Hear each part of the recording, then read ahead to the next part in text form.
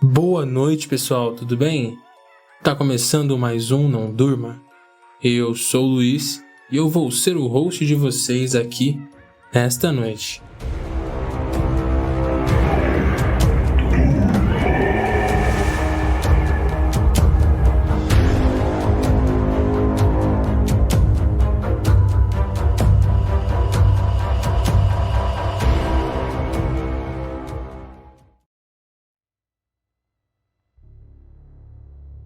Sendo um programador, um dos meus sonhos sempre foi criar um jogo original, algo que a indústria dos games nunca tinha visto.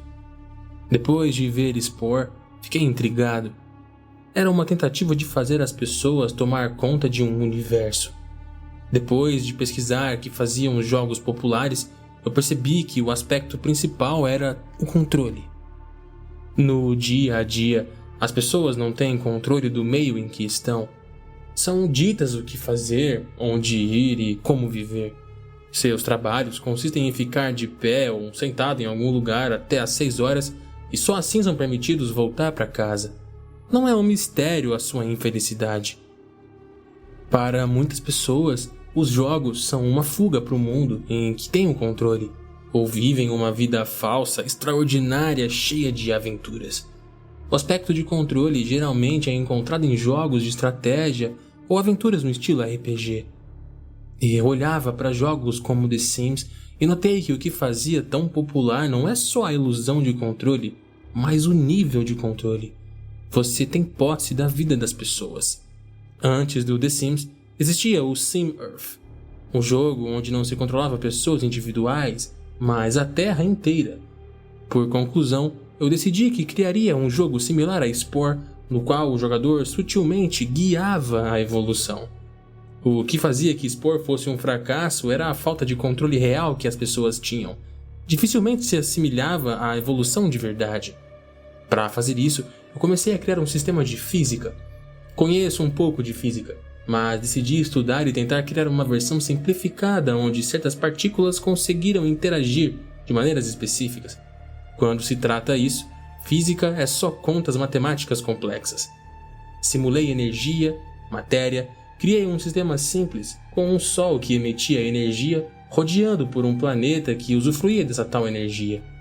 Decidi criar células básicas do zero que eram codificadas para se desenvolver no sistema em que foram designadas.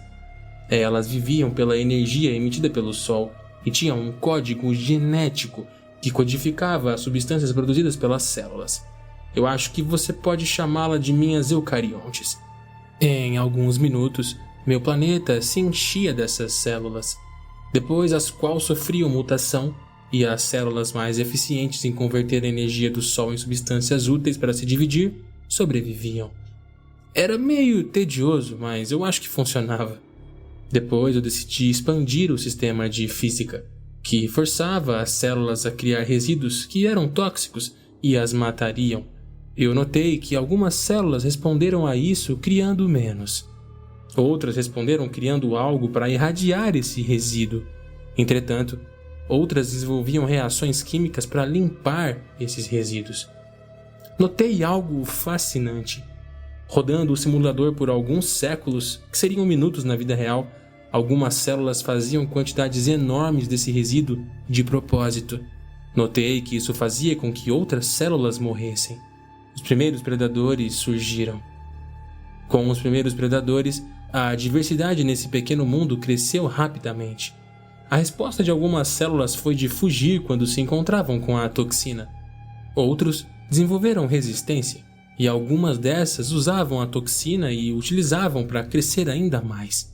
Algo interessante acontecia.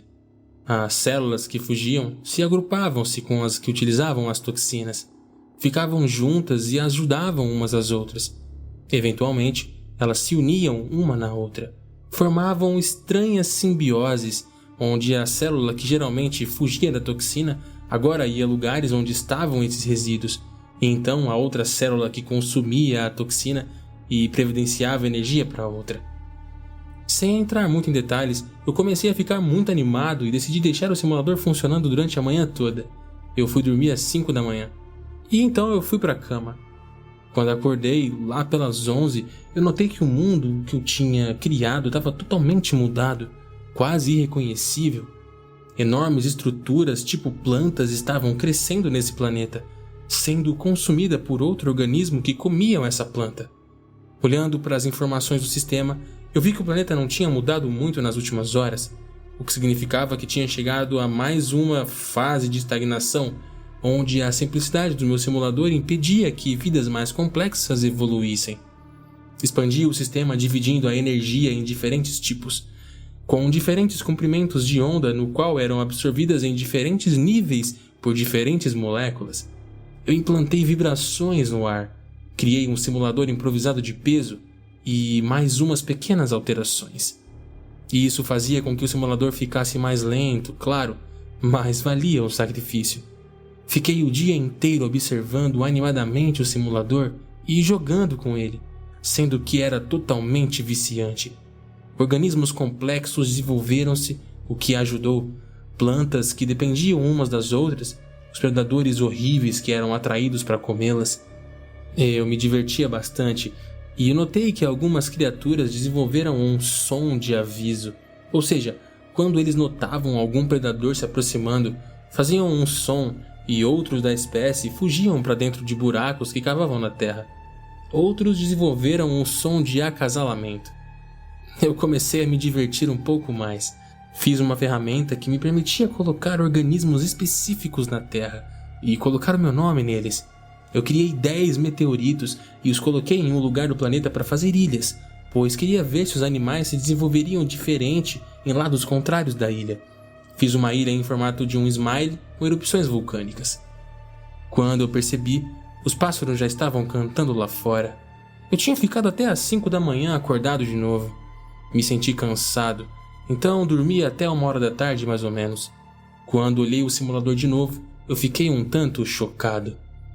Grupos diferentes de uma mesma espécie tinham construído estátuas de pedra, alguns em forma de um smile, outros no formato do meu nome. Eu não sei por que de terem feito isso e nem como. O que eu percebi é que eles estavam atacando-se de tempos em tempos. Eu não soube o que fazer com aquilo, mas concluí que os organismos devem ter de alguma forma notado que o smile e o meu nome que eu escrevi eram especiais. As lutas me incomodavam, então eu decidi criar uma enorme montanha entre os vales para separar os dois grupos. Nesse ponto, mudanças aconteciam drasticamente, comparando com antes. Enquanto eu tive que dormir por horas para ver as tribos se desenvolvendo, só do tempo de ir pegar um copo d'água ou ir no banheiro, eu já notava que as roupas dos tribais e suas moradias haviam mudado, e também estavam sempre crescendo em número. Depois de um tempo, eu notei que as criaturas começaram a fazer os seus próprios símbolos no chão, não só copiando os meus. A maioria dos símbolos pareciam aleatórios, mas um se sobressaía. Os organismos haviam criado um símbolo que assemelhava a eles, um pequeno círculo com um quadrado logo abaixo. Dentro do quadrado havia um ponto no centro. O intuito era simbolizar os órgãos visuais da criatura. Havia um olho na frente e outro atrás. No mesmo quadrado, outros órgãos sensoriais e reprodutivos eram representados. Perto desse círculo, no topo do quadrado, podia ser visto algo que parecia com um garfo. 2 desses garfos estavam desenhados em direções opostas, e perto desses havia o desenho do smile. Então eu entendi. Eles não estavam tentando se comunicar entre si. Eles estavam tentando se comunicar com algo por aí. Minha intromissão no mundo deles fez com que, de alguma forma, eles percebessem que algo poderoso estava por trás de tudo, capaz de mudar o seu mundo. Fiquei pensando comigo mesmo se símbolos como as pirâmides ou Stonehenge no meu mundo não seriam algo que se assemelhava ao que estava acontecendo no jogo, implorando para que seu criador iniciasse contato com eles. Entretanto, uma coisa era inegável: essas criaturas sabiam que existia algo a mais. Fiquei filosofando por um longo tempo. Eu tinha a responsabilidade de fazer contato com algo que nem sequer era real? Ou será que essas criaturas eram reais de uma forma diferente? Uma coisa pode ser real só pelo fato de ter um conceito de si mesmo? E se eles fossem reais, significa que ficariam melhor se eu fizesse contato? Eu deveria modificar o simulador para que ficassem felizes permanentemente? E isso sequer seria possível de se fazer? Não queria que minha existência fosse confirmada a eles, mas eu queria me comunicar. Decidi programar um profeta, um organismo que se parece com eles, mas não pode ser provado por eles que seja diferente, e seria totalmente controlado por mim. Eu fiz com que ele nascesse num lar poderoso, como o filho do líder. Decidi liderar, por exemplo, e segui ensinando minha língua para aquelas criaturas, para que assim eu pudesse me comunicar com elas. Como um profeta, os ensinei que minha língua era o jeito de se comunicar com o superior. Não havia jeito deles saber se isso era verdade ou não. Ainda não havia decidido se deveria me revelar ou não, mas eu queria ser capaz de entendê-los e saber o que queriam me falar. Talvez isso seria possível dentro de algumas gerações. Logo, todos falavam a minha língua.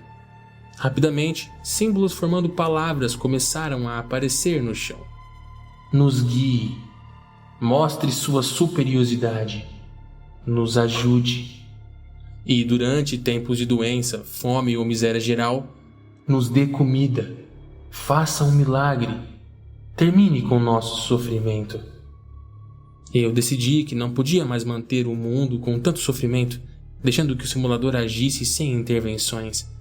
Não era aceitável deixar um mundo com mortes, estupros e assassinatos se eu podia mudar isso. Implantei correções graduais para que não pudessem ser provadas como um milagre. Assassinatos e estupro ficaram cada vez mais raros com o passar dos anos, e também mortes em jovens. Achei que não perceberiam as mudanças acontecendo se fosse depois de gerações, mas eles perceberam. Obrigado. Que a bênção esteja com o superior. Nós te amamos. E o que mais partia meu coração era a mensagem: volte para nós. Lágrimas escorriam do meu rosto. Algo estava acontecendo, e eles sabiam que eu estava aqui e que podia contatá-los, mas não queria fazer por medo do que eu havia criado. Mas eu sentia que tinha a responsabilidade. Então eu fiz mais um personagem e o mandei até o rei, pedindo para falar com os seus homens mais sábios, mas dessa vez eu não tive credibilidade. Você é o número 1341 dizendo ser o representante do superior.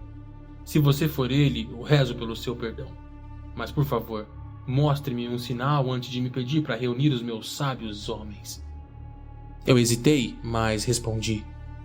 Amanhã, mais 2 meteoros cairão em uma ilha deserta no mesmo dia, e quando o fizerem, não duvides mais e perceba que eu voltei para consertar o mundo que criei. Então, quando saí do meu avatar, procedi com a simulação até o dia seguinte e joguei 2 meteoros em uma ilha deserta perto de uma praia onde esses seres viviam. Milhares tinham se reunido para assistir os sinais. Depois da queda dos meteoros, celebrações começaram. Todos os organismos tinham se reunido em volta da casa do meu personagem e faziam reverências, aparentemente louvando aquele que o superior tinha enviado e com medo de se aproximar. Não sei quem estava com mais medo agora, eu ou eles. Eu carreguei meu personagem novamente e saí da casa. As criaturas ainda estavam deitadas no chão em reverência, em um silêncio absoluto, como se sentissem indignos de falar. Que o homem mais sábio se levante, eu falei, e uma das criaturas bizarras se levantou. Obrigada por voltar. Fale, tens algum pedido para nós? Eu hesitei antes de falar. Não há nada que vocês possam fazer por mim, mas precisam ser bons uns com os outros e contar para mim os seus medos e desejos. A criatura respondeu. Sabemos que você vem de um outro mundo e todos temos medo. Entendemos quão vulneráveis somos e o quão incompetente é nossa existência. Por favor, nos permita ir para o seu mundo de onde criou o nosso. Eu comecei a chorar diante de meu computador enquanto respondia para a criatura. Eu não sei como. A criatura respondeu. Em risco de te ofender, por favor, entenda a severidade da nossa situação. Vivendo em um mundo que é incompleto, estamos sempre em risco de desaparecer para sempre. Nunca seremos vistos de novo, nem teríamos consciência de perceber que o nosso mundo chegou ao fim. Percebi que eles não tinham consciência de que só tinha um absoluto poder no mundo deles e nenhum fora disso. Também não sabiam que meu conhecimento a respeito do mundo deles era limitado. Eu podia ter criado por leis simples, mas essas leis deram uma realidade pura e complexa que nem eu tinha capacidade de entender. Eu respondi de novo: eu só tenho poder no mundo de vocês. No meu mundo eu não tenho poder e não posso trazê-los para cá, pois meu mundo não tem controle. Também não tenho total entendimento do mundo que criei. Não sei o que é melhor para vocês. Só vocês sabem e preciso que me informem suas necessidades. O organismo esperou por um momento. Achei que eles iam parar de se comunicar comigo, mas o homem sábio falou: você criou um mundo que é incompleto, com criaturas que não podem fugir, que não têm poder para salvá-los. Eles não têm liberdade nenhuma e poder. Estamos à sua mercê e então pedimos do fundo dos nossos corações: nos dê um fim. Eu estava chorando muito, confuso por pedirem a mim o impossível. Minhas crianças pedindo para que eu as matasse. Foi aí que eu notei as luzes do meu quarto piscando, pouco antes do meu computador se desligar. Eu gritei. Tentei ligar meu computador de novo, mas não funcionava. Liguei para a companhia de luz e me falaram que por conta de um acidente, a luz tinha sido cortada sem aviso prévio. Falaram que pagariam por qualquer dano que pudesse ter acontecido. Desliguei o telefone e fiquei pensando. A coincidência de o que acabara de acontecer era demais para se acreditar. E fiquei pensando, se as criaturas estavam à mercê de um criador confuso, podia o mesmo ser dito de mim? E se sim, meu criador tinha acabado de me impedir de cometer o mesmo erro que ele?